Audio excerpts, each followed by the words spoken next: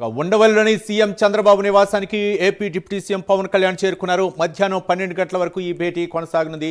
తాజా రాజకీయ పరిణామాలతో పాటు త్వరలో జరగనున్న రాజ్యసభ ఎన్నికల్లో కూటమి అభ్యర్థుల ఎంపిక, ఇతర కీలక అంశాలను చర్చించనున్నారు. అలాగే తిరుమల లడ్డు అంశానికి సంబంధించి భవిష్యత్ కార్యాచరణపై కూడా చర్చించనున్నారు. ఇక జనసేన పార్టీ ఎమ్మెల్యేలు మరింత సీరియస్గా దృష్టి పెట్టేలా కార్యాచరణపై చర్చించే అవకాశం ఉంది. ఇక జనసేన ఎమ్మెల్యేలు నేతలను కూటమి బలోపేతానికి కలిసి వచ్చేలా ఒక ప్రణాళిక అయితే మాత్రం ఈ అంశంపై అయితే మాత్రం చర్చించే అవకాశం ఉంది. ఇదే అంశానికి సంబంధించి మరింత సమాచారం మా కరెస్పాండెంట్ శ్రీహరి అందిస్తారు. శ్రీహరి.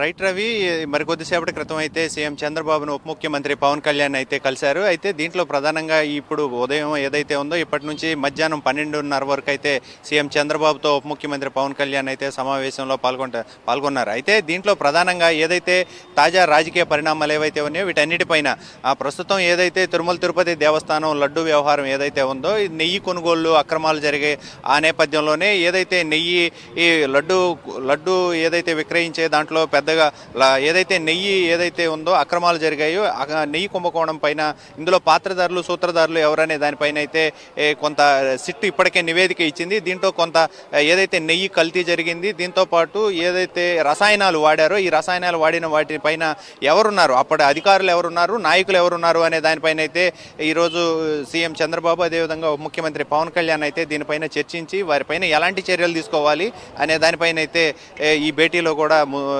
వారైతే దీనిపైన చర్చించనున్నారు. అయితే దీంతో పాటు ఏదైతే నిన్న జరిగిన ఒక పక్క గుంటూరులో అంబటి రాంబాబు వ్యవహారం ఏదైతే ఘటన జరిగిందో దానిపైన అదేవిధంగా జోగి రమేష్ ఏదైతే ఉందో ఈ ఇరువురి వ్యవహారం పట్ల జరిగిన ఘటనలు ఏవైతే ఉన్నాయో దాడులు, ఈ ఘటనల పైన కూడా సీఎం చంద్రబాబు అదేవిధంగా ఉప ముఖ్యమంత్రి పవన్ కళ్యాణ్ వీటిపైన కూడా చర్చించడంతో పాటు రాబోయే రోజుల్లో కార్యాచరణ ఒక ప్రణాళికతో ముందుకు వెళ్లే దిశగా అటు కూటమి ఎవరైతే బీజేపీ అదేవిధంగా టీడీపీ జనసేన 3 పార్టీలు కూడా కలిపి ఒక కూటమిగా ఉన్నాయి. కాబట్టి ఇప్పుడు రాబోయే రోజుల్లో ఇలాంటి వైసీపీ ట్రాప్ ఏదైతే ఉందో ఈ ట్రాప్లో పడకుండా కార్యకర్తలను అటు నాయకుల్ని అందరినీ కూడా కలుపుకుంటూ సమన్వయం చేసుకుంటూ వారిని మరింత బలోపేతం చేసుకుంటూ ముందుకు వెళ్లాలని చెప్పని అయితే సీఎం చంద్రబాబు అదేవిధంగా ఉప ముఖ్యమంత్రి పవన్ కళ్యాణ్ అయితే ఒక దిశానిర్దేశానికి రానున్నారు. ఇప్పటికే కార్యకర్తలకు అదేవిధంగా నాయకులకు కూడా దీనిపైన అయితే సమీక్షా సమావేశాలు పెట్టారు. పార్టీలో ఎలాంటి అవకతవకలకు కానీ ఎలాంటి అవరోధాలకు కానీ తావివ్వద్దు, ఎలాంటి అవాంఛనీయ ఘటనలకు కూడా చోటు ఇవ్వద్దు అని చెప్పని ఇప్పటికే నాయకులు అయితే కింద కేడర్కి అయితే సూచించారు. అయితే ఈ నేపథ్యంలోనే ఈ జరిగిన ఏవైతే ఉన్నాయో తాజా రాజకీయ పరిణామాలు ఏవైతే ఉన్నాయో వీటన్నిటిపైన కూడా నేడు చర్చించే అవకాశం ఉంది. దీంతో పాటు ఏదైతే రాబోయే రాజ్యసభ సీట్లు ఏవైతే ఉన్నాయో ఖాళీ అవుతున్నాయో వాటి పట్ల ఎవరెవరికి కేటాయించాలనేది బీజేపీ నుంచి పలువురు పేర్లు వినిపిస్తున్నాయి. జనసేన నుంచి ఇప్పటికే చూసుకున్నట్లయితే ఏదైతే జనసేన నుంచి కూడా ఒక కీలకమైన పర్సన్ ఎవరైతే ఉన్నారో లింగమనేని రమేష్ పేరు ఇప్పటికే ఖరారైనట్లుగా కూడా మనకి సమాచారం అందుతుంది. అదేవిధంగా టీడీపీ నుంచి కూడా 2 రాజ్యసభలు ఉన్నాయి. వీటిలో కూడా ఒక పక్క కిలార్ రాజేష్ అదేవిధంగా ఇంకొక పక్క సానా సతీష్కే మళ్ళీ ఇస్తారు అని చెప్పని కూడా ఈ పేర్లు అయితే వినపడుతున్న పరిస్థితి అయితే కనబడతా ఉంది. అయితే ఈ నేపథ్యంలోనే ఎవరికి కేటాయిస్తారు అనేది మరింత స్పష్టత అయితే రావాల్సి ఉంది.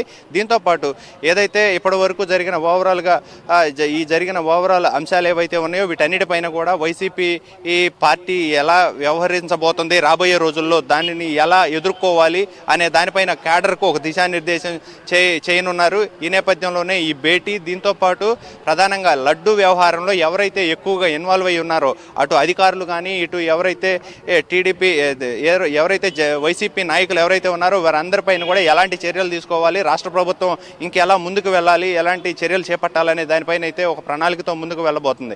అయితే దీంతో పాటు ఏదైతే ఇటీవల కాలంలో మంత్రి నారా లోకేష్ ఢిల్లీ వెళ్ళొచ్చారు, తర్వాత ఉప ముఖ్యమంత్రి పవన్ కళ్యాణ్ కూడా ఢిల్లీ వెళ్ళి అమిత్ షాని కలిసి వచ్చారు. అయితే ఈ నేపథ్యంలోనే అక్కడ జరిగిన తాజా పరిణామాలు ఏంటి, రాష్ట్రానికి రావాల్సిన వాటిపైన చర్చించే అంశంలో కూడా ఉప ముఖ్యమంత్రి పవన్ కళ్యాణ్ అమిత్ షా అయితే చర్చించిన ఆ రోజు జరిగిన సంభాషణల పట్ల కూడా ఇద్దరు కూడా కలిసి మాట్లాడుకునే అవకాశం కూడా కనపడుతుంది. దీంతో పాటు రాష్ట్రానికి రావాల్సిన కేంద్రం నుంచి ఎలాంటి ఈ సహాయ సహకారాలు ఉన్నాయో వీటన్నిటి పట్ల కూడా రావాలనే దానిపైన కూడా కొంత చర్చ అయితే జరిగే అవకాశం ఉంది. Ravi. Right, thank you Srihari.